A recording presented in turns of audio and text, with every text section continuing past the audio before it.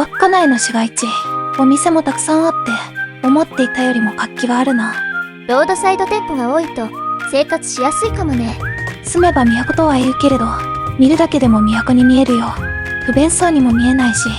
ふふふ、ずいぶん気に入ったみたいだね。この動画は北海道の景色を堪能すべく車を運転するモネさんと道路や地域の案内をするもちこさんによるドライブ動画です。今日は特に予定もないからのんびりドライブでもしようか。いいね。とりあえず宗谷岬方面でも走ってみようかな。任せるよ。好きな道走って。わーい。青い支柱の街灯、珍しい。茶色い支柱はよくあるけれど、青色は確かにあまり見ないかも。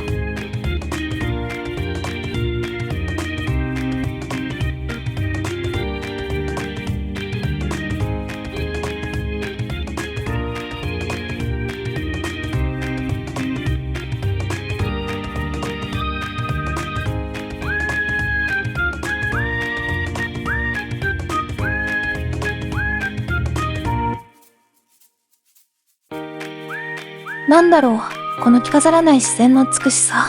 人が狙って作ったものではない。天然の風景、たまらないね。いいよね。こういった緑豊かな自然。対面には海もあって、潮風も心地よいね。この道路、最高すぎない？この道路は国道238号線、網走市から稚内市までを結ぶ道路だよ。宗谷岬を通るから、最北の国道でもあるね。稚内って最北のものばかりだね。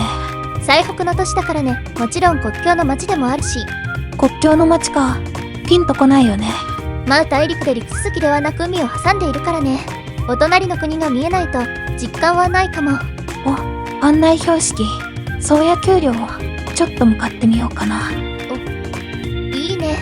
ここは道道でもあるからね。また今度走ることになるよ。ここも道道か。なんて道路？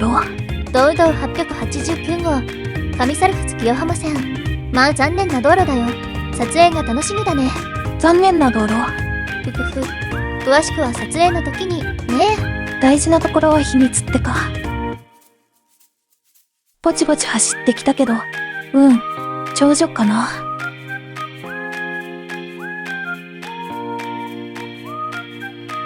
お、なんだここは。遠く先まで見渡せる絶景スポットではありませんか。わ、すごい素敵な場所だとは知っていたけれど、ここまでとは。駐車帯があるようだし、ちょっと止めて見渡そうよ。それな。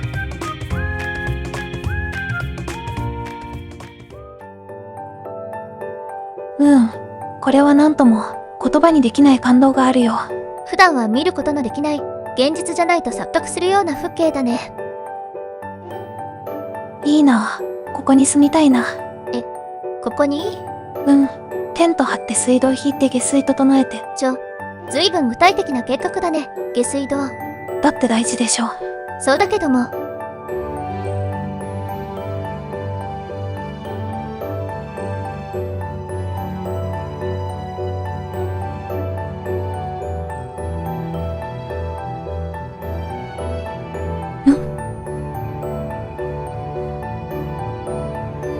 小高い場所だからか、風が強いね。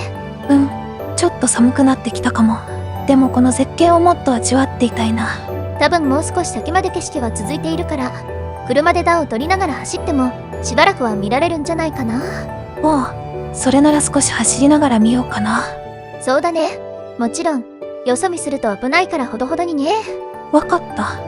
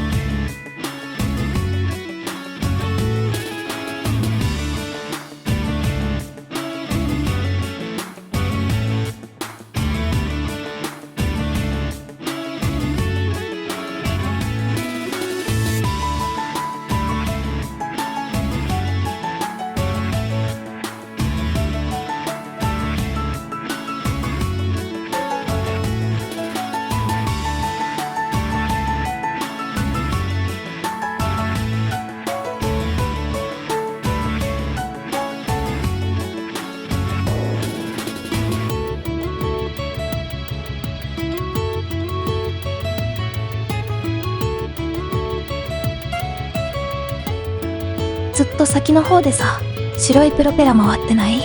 風力発電の発電機だね。宗谷丘陵ではさっきの風景もそうだけど、風力発電も有名みたい。風力発電が有名ってどういうことさ？人工物と大自然がマッチした光景が評判良いのだとか。おう、なるほどね。もうすぐ見れるかな。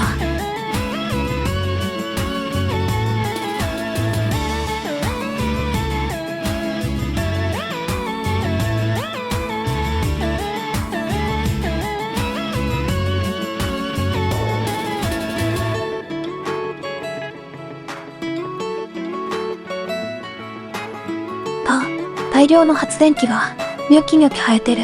これもある意味非日常的な光景。緑の草原、青い空、そして白いプロペラ。素敵な光景だけど、なんか面白いね。数がたくさんありすぎてつくしでも生えてるのかなと。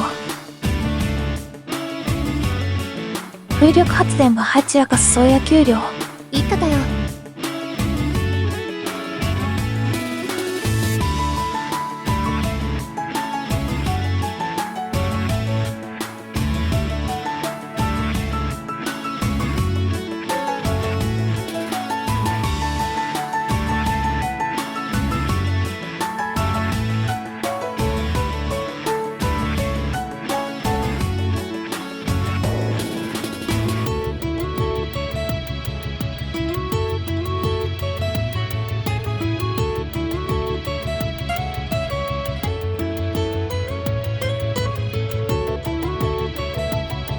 でかいな。まあ、そうだね。でかすぎて怖いな。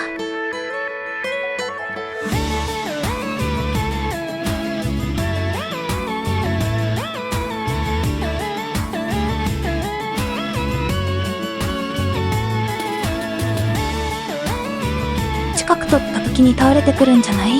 今日は風も強いし。やめて。はい。日の当たり加減も絶妙だね。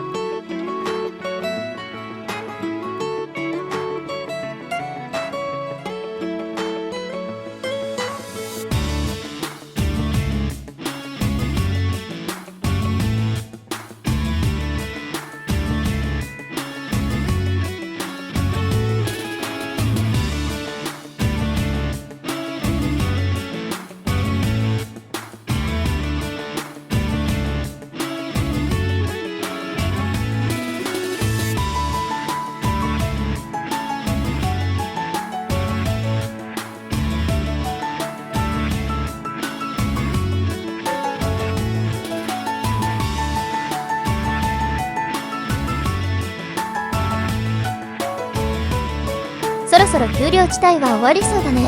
そっか、残念。ても良い景色がたくさん見れた。ふふふ。そうだね。あ、キツネちゃん。おっとっと。ふう、危ない。こんな橋の上にいるだなんて、危ないな。むしろ車通りも少ないから、キツネちゃん優先じゃないかな。縄張り的な。まあ私たちはよそ者ですからね。そろそろお腹も空いてきたし、市街地に戻ろうか。賛成。稚内の美味しいご飯を食べるんだ。キツネちゃんに気をつけてね。帰りも安全に、のんびり走るよ。以上、稚内市、宗谷丘陵と風力発電でした。いや、これはすごいわ。知らなかったからさ。宗谷丘陵、風力発電とのコンビも大したもんだよ。今回撮影した場所の近くには、宗谷岬はもちろん、白い道っていう観光名所もあるからね。時間があったら寄りたいね。なんだ、近いのなら今日行けばよかったじゃないか。ちょっと場所に自信がなくてね。そっか、なら仕方ないや。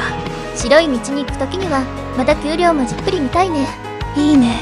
ぜひそうしよう。ご視聴、ありがとうございました。最後まで見てくれて、ありがとうございます。また次回の動画でお会いしましょう。